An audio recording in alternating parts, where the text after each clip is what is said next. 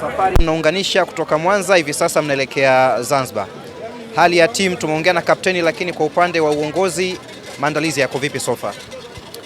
Ya maandalizi ya kiutawala na kiitifaki yanakwenda vizuri.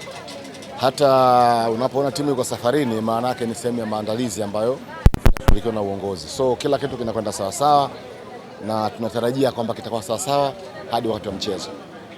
Nilikuwa namuuliza kapteni hapa, yawezekana timu kwa namna mashabiki wanavyoona inaweza ikawa bado iko kwenye fungate, hasa ikizingatiwa kwamba nafasi yenu ya kutoa kombe la CRDB ni kubwa kuliko ilivyo kwa NBC. Kuna ninyi uzito uko vipi hasa mara baada ya kushinda mchezo uliopita? Sisi hatuangalii nafasi, sisi tunaangalia tu mechi kama ilivyo. Tutakwenda kuapproach mechi kama mechi ilivyo, wala sio nafasi. Nafasi sio jambo letu sisi. Nafasi ni mwisho wa msimu, tutaangalia nafasi iko wapi. Usiniambie kwamba ligi unapoanza mechi ya kwanza unaangalia nafasi yako kwamba siwezi kuwa bingwa kwa hiyo mechi ya kwanza unaipozia. Hapana, sisi tuna approach mechi kwa umuhimu wa mechi yenyewe. Wala hatujali kwamba hiyo mechi ni hatua gani. Iwe nusu finali, iwe mshindi wa tatu, iwe nini, lakini mradi mechi, na hiyo tutakwenda kuapproach katika mtindo huo huo. Tuweze kuicheza kwa heshima yote na tuitendee heshima mechi yenyewe, mashabiki wa mpira na mpira wenyewe kwa jumla. Kwa wasiojua, kuna umuhimu gani wa Azam FC kushinda mchezo huu dhidi ya Yanga? Because of branding. Unapopoteza mechi sio Yanga tu. Yaani ingekuwa dhidi ya mpinzani yoyote, kupoteza mchezo sio jambo zuri. So kutetea hii badge inabidi kushinda. Regardless ukishinda hiyo mechi ina impact gani kwenye msimamo kwenye nini, hiyo jambo lingine la pili. Hilo litakuja kujulikana mwisho wa mechi. Lakini wakati mechi inaendelea kila dakika tafuta goli, likipatikana ndio kitu cha muhimu.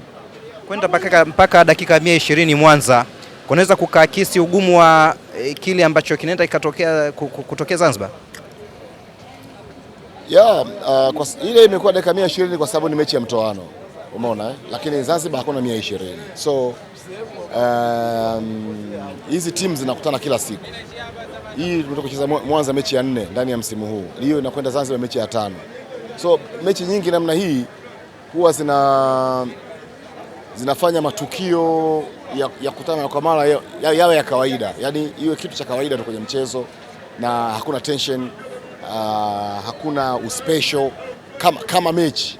Ukiacha mechi ina maana gani kwa sababu ni ya ligi. Lakini kwa hizi timu kukutana mara kwa mara kunafanya mechi hiyo ya kawaida miongoni mwao, wachezaji wanazoeana na matukio mengi yanakuwa ya kawaida. Updates kwa wachezaji, hali ya timu iko vipi? Kuna watu wanatarajia kukosa, kuna watu wamesalia da. Walokosa mechi ya Mwanza ndo hao watakosa kwa maana ya kuwa majeruhi, kwa sababu kuna wengine walikosa kwa sababu mwalimu hakuwachagua.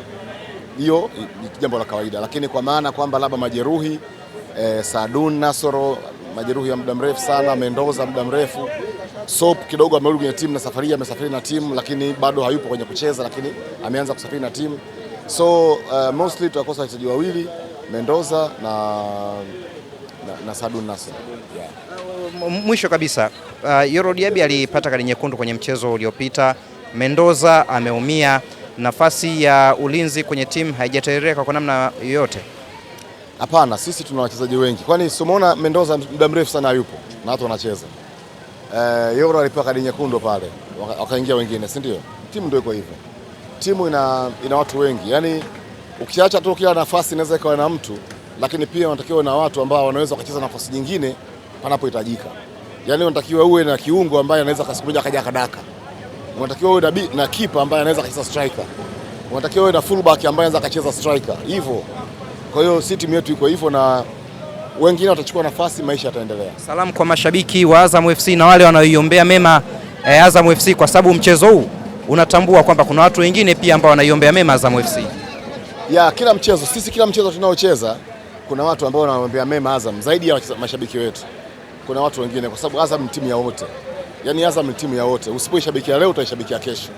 Kwa hiyo wale ambao watakuwa na sisi kwenye mechi yao tunawakaribisha. Dua zao tunaziku kwa sababu hakuna dua njema, kila dua njema ni ya kupokelewa. So kama una dua njema na sisi tunashukuru kwa dua zao.